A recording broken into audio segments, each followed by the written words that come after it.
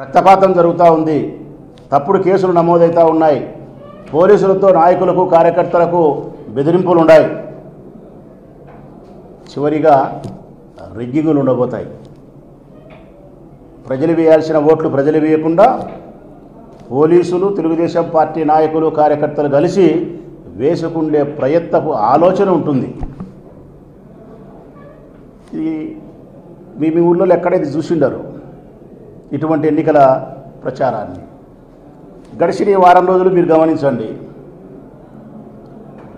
తెలుగుదేశం పార్టీకి సంబంధించినటువంటి వ్యక్తులు మా వాళ్ళ మీద, వైఎస్ఆర్ కాంగ్రెస్ పార్టీ నాయకుల మీద, కార్యకర్తల మీద దాడులు చేసిరి, తలకాయలు బగలగొట్టిరి, జీబులు బగలగొట్టిరి.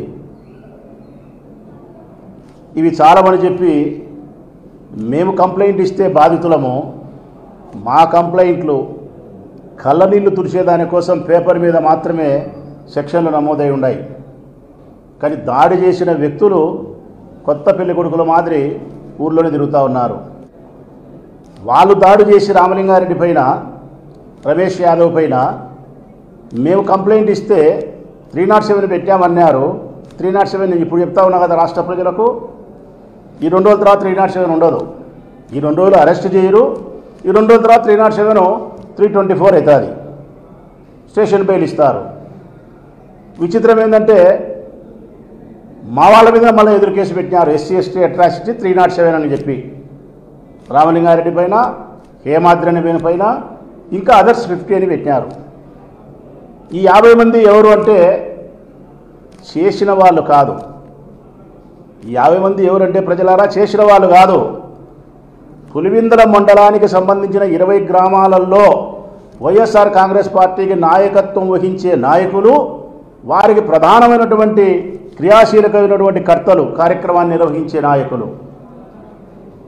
గ్రామ గ్రామానికి 2, 3, 4 ఏరపంచుకుంటూ ఒకసారి ఇప్పుడు ఈ 2 రోజులు, ఇది 9వ తారీఖు, ఈ 20 పల్లెలకు సంబంధించిన మా నాయకత్వాన్ని ఫిలప్ చేయాలా. ఇప్పుడు 11 మందిని పిలుచుకుపోయినారు, వాళ్ళలో ఒకరికో ఇద్దరికో LB ఉందన్నారు, వాళ్ళ పంపించి 9 మందిని పెట్టుకుంటారు. ఇంకా 41 మందిని కావాలా. ఆ 41 మందిలో రామలింగారెడ్డి ఏమాత్రం పోతే ఇంకా 39 మంది కావాలా. ఈ 39 మందిని ఈ పల్లెల్లో ఏరపంచుకుంటా చేస్తారు. వాళ్ళు ఉండారా అంటే ఒక్కరు లేరాడ. ఎవరైతే వైఎస్ఆర్ కాంగ్రెస్ పార్టీకి ప్రధానంగా నాయకత్వం, కార్యకర్తలు ఉండారో వాళ్ళందరినీ బియ్యంలో రాళ్ళు ఏరపంచినట్టు ఏరపంచి స్టేషన్లో పెట్టాలా.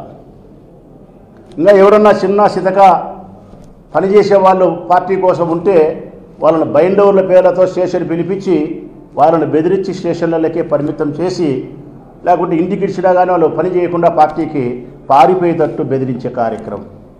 టోటల్గా ఎన్నికలు జరిగే సమయానికి ఎవరు వైఎస్ఆర్ కాంగ్రెస్ పార్టీకి ఉండకూడదు. లైన్ క్లియర్, రాజబాట చేసి పెట్టాలా తెలుగుదేశం పార్టీ వారికి.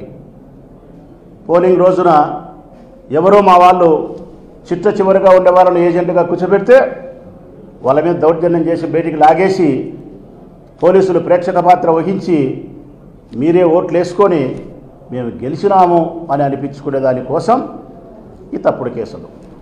ఇప్పుడు ఓటర్లను ప్రలోభపెట్టే ప్రయత్నం జరుగుతుంది.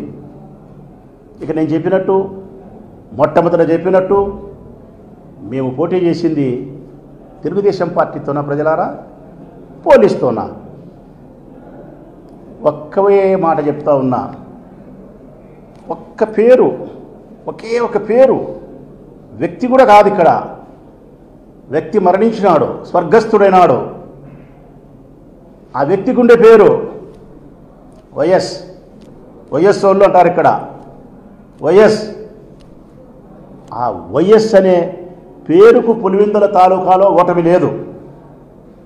ఆ పేరుకు ఓటమిని చూపించాలా అనే దానికోసం ఎన్ని అడ్డదారులు దొక్కాలనో అన్ని అడ్డదారులు దొక్కుతున్నారు.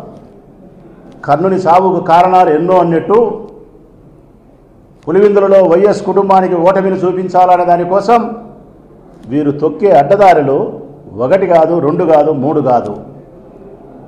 బూతులు మార్చుకునే కార్యక్రమం చేయడం, రిగ్గింగ్ చేసే ఆలోచన చేయడం. అంటే ఈ అన్ని అడ్డదారులు తొక్కి వాళ్ళు సాధించేది ఏంటంటే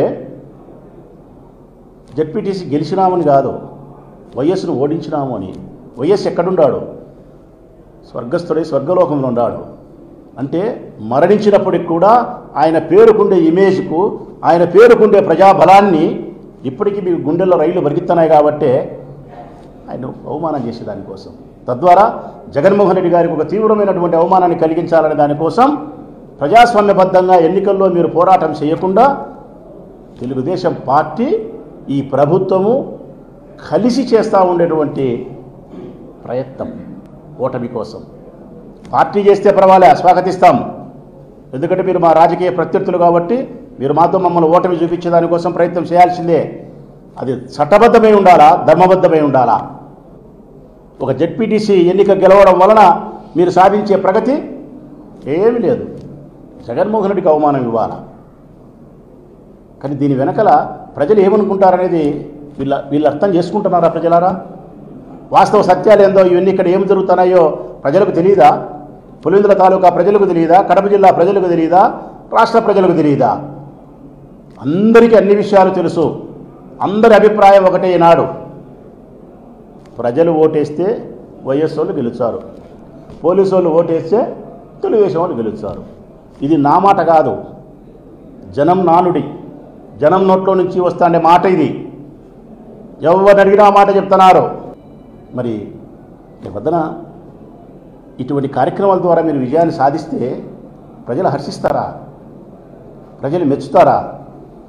నేను ఇప్పుడు చెప్తా ఉన్నా, ప్రారంభ దశ నుంచి చెప్తానే ఉన్నా నేను. మేము పోటీ చేసింది తెలుగుదేశం పార్టీతో కాదు, మాతో పోటీ చేసింది పోలీస్ అని చెప్పిన నేను. తెలుగుదేశం పార్టీ వాళ్ళకి నచ్చలే, మా మీద ఎగేసుకొని విమర్శ చేసినారు. పొద్దున్న లేచినాచి రాజమౌళి పోలీసు అంటున్నాడు, పోలీసు అంటున్నాడు, పోలీసు అంటున్నాడు, మేమేమైనా చేతగానే వాళ్ళమా అని చెప్పి. ఇప్పుడు అడుగుతా ఉన్నా నేను, తప్పుడు కేసులు పెట్టలేదా? మా వాళ్ళని లోపల పెట్టే ప్రయత్నం చేయడం లేదా? మీరు దాడి చేసి మీ మీద కేసు పెట్టి అరెస్ట్ చేసినారా? ఇవన్నీ చాలవని చెప్పి ముందే మళ్ళా ఇంకొక మాట, సాక్షి వాళ్ళు వచ్చినారు బయట నుంచి, వాళ్ళ మీద వాళ్ళే దాడి చేసుకొని మా మీద పెడతారు, మాకు సంబంధం లేదు అని. అంటే మీ ఉద్దేశం ఏంది? సాక్షి వాళ్ళ మీద మీరు దాడులు చేసి వాళ్ళ కెమెరాలు పగలగొట్టి వాళ్ళ తలలు పగలగొట్టి, నేను చెప్పిలే అబద్దు, వాళ్ళే పగలగొట్టుకొని వాళ్ళే తప్పుడు కేసు పెట్టారా? ఎవరైనా ప్రజలారా మీరు ఆలోచించండి. సాక్షి వాళ్ళు మా వాళ్ళు, ఎస్, సాక్షి పత్రిక మాది, సాక్షి ఎలక్ట్రానిక్ మీడియా మాది. అందులో పనిచేసే ఉద్యోగస్తులు మా కుటుంబ సభ్యులు, 100% చెప్తాం, మా కుటుంబ సభ్యులు వాళ్ళు. వాళ్ళకు గాయం కలిగితే మాకు గాయం కలిగినట్టే, వారి కుటుంబంలో దుఃఖం కలిగితే మా కుటుంబంలో దుఃఖం కలిగినట్టే. అట్లా సాక్షి వాళ్ళను మేము బాగుండాలని కోరుకుంటామా, బాధ పెట్టాలనే ప్రయత్నం చేస్తామా? అంటే మీ ఉద్దేశం వైఎస్ఆర్ కాంగ్రెస్ పార్టీ కార్యకర్తలు నాయకులు అయిపోయినారు, ఈ సాక్షి నా కొడుకులే కదా పొద్దునుగులు సాక్షిలో చూపించేది, ఇక్కడ జరుగుతున్న వాస్తవ సత్యాలను నిజాలను, ఆ నిజాలను చూపించే నా కొడుకులను కూడా మనం తలకాయలు పగలగొడితే బుద్ధి వస్తుంది, ఒకరికో ఇద్దరికో చేసి మిగతా వాళ్ళు పారిపోతారని చెప్పి లాస్ట్కు జర్నలిజం మీద కూడా దాడి చేసేదానికోసం, రక్తం చిందించేదానికోసం వాళ్ళను ఆలోచన చేస్తున్నారు మీరు. ఇక్కడ పులివెందులో జరిగే మీరు చెప్పే స్టేట్మెంట్ అయినా మేము చెప్పే స్టేట్మెంట్ అయినా, జరిగే దాడులైనా మరొకటైనా ప్రచారమైనా ఏదైనా అన్ని ఎలక్ట్రానిక్ మీడియాలలో ఏబిఎన్లో రావడం లేదా, TV9లో రావడం లేదా, TV5లో రావడం లేదా, మహాన్యూస్లో రావడం లేదా, 10 టీవీలో రావడం లేదా, సాక్షిలో రావడం లేదా, పత్రికల్లో రావడం లేదా? అన్ని పత్రికల్లో వస్తాయి, అన్ని ఎలక్ట్రానిక్ మీడియాలలో వస్తాయి. సాక్షిలో ఒక్క దాంట్లోనే రాలే. మరి సాక్షి ఒక్కటే పని చేసేట్టు మీరు మాట్లాడాల్సిన అవసరం ఏముంది? మేమంటానమ్మా ఏబిఎన్ను, మేమంటానమ్మా ఇంకొక దాన్ని. మంచి పద్ధతి కాదు. మన రాజకీయాల కోసం, మన వ్యక్తిగతమైనటువంటి అహాన్ని చల్లార్చుకునే దానికోసం, ఒక వ్యక్తికి అవమానం చేయాలనే దానికోసం ఇప్పటికే మీరు ప్రజాస్వామ్యమైన హద్దులు దాటి చాలా దూరం ప్రయాణం చేసినారు. వ్యక్తిగతమైనటువంటి దాడులతో మీ స్థాయిని మీరు దిగదార్చుకున్నారు. ఇంకా జర్నలిజం జోలికి కూడా మీరు దాడుల జోలికి పోతే అసలు మీకు రాజకీయ పుట్టగతులే ఉండవు మీకు.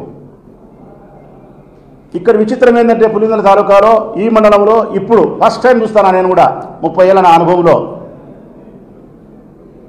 పల్లెలో బూత్ ఉంది, నల్గొండ వారి పల్లె ఒకటి, నల్లపరెడ్డి పల్లె ఒకటి, ఎర్రబల్లె 1. ఈ 3 పల్లెలకు సంబంధించి 6 బూతులు 4000 ఓట్లు, 3 గ్రామాల ప్రజలు. విచిత్రం ఏంటంటే మీరు ఆలోచన చేయండి, ఒక్కసారి బాగా శ్రద్ధగా వినండి. 3 ఊళ్ళలో 3 బూతులు ఉన్నాయి, ఏం మార్చలే. 6 బూతులు ఉన్నాయి 3 ఊళ్ళల్లో.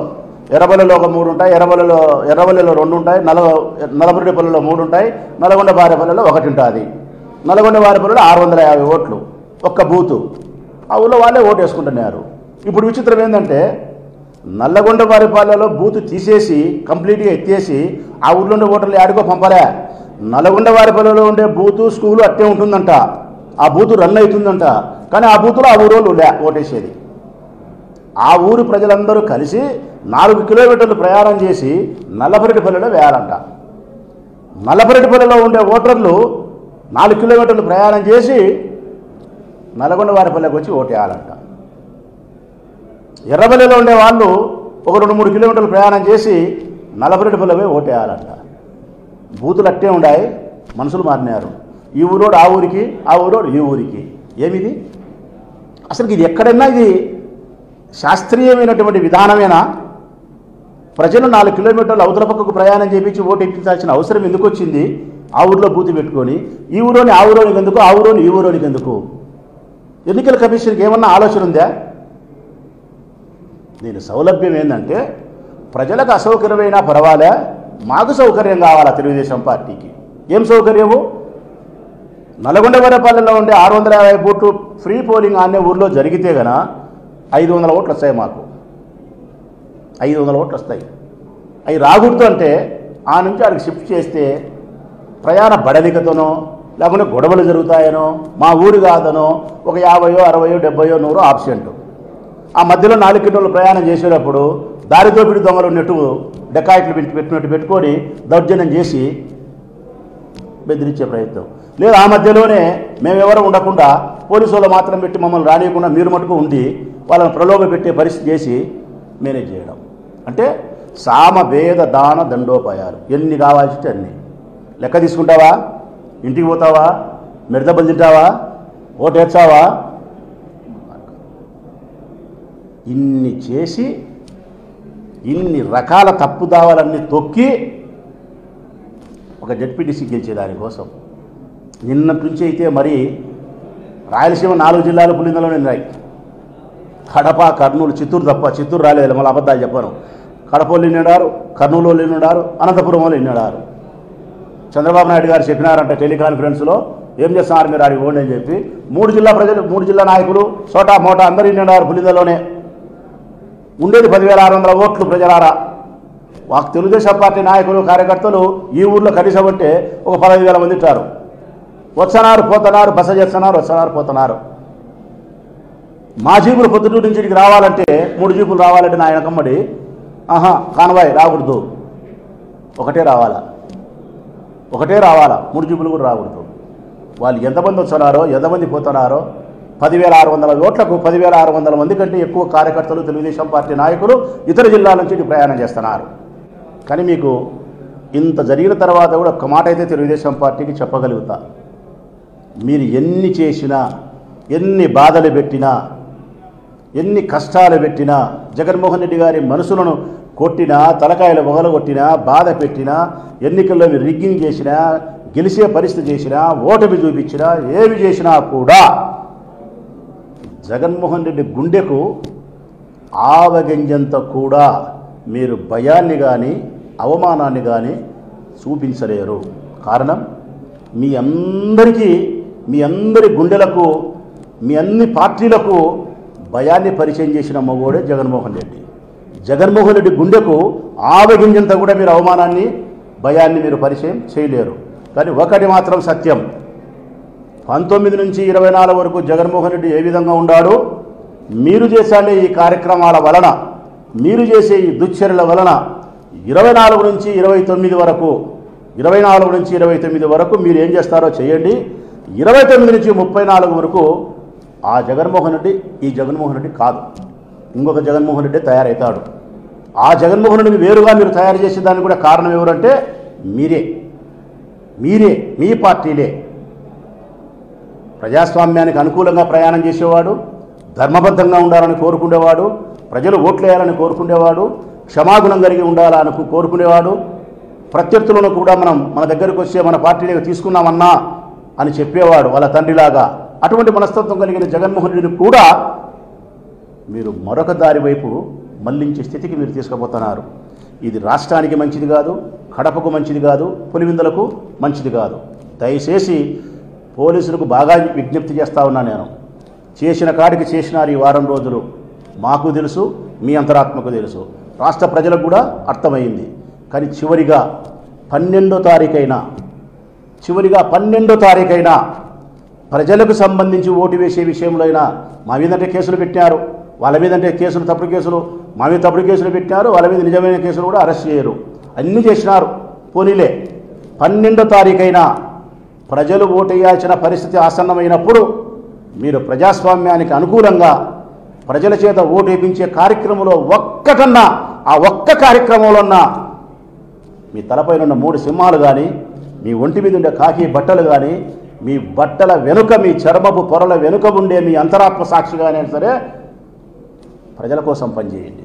ఇక వైఎస్ఆర్ కాంగ్రెస్ పార్టీ కార్యకర్తలకు, నాయకులకు అందరికీ విజ్ఞప్తి చేస్తూ ఉన్నా, ఈ ఎన్నిక పూర్తిగా జగన్మోహన్ రెడ్డికి అవమానం చేయాలనే ప్రయత్నంతో చేసే ఎన్నిక కాబట్టి మనందరం కూడా మన ప్రాణాలను సరే ఒడ్డి మన అభ్యర్థిని గెలిపించుకోవాల్సిన బాధ్యత ఉంది.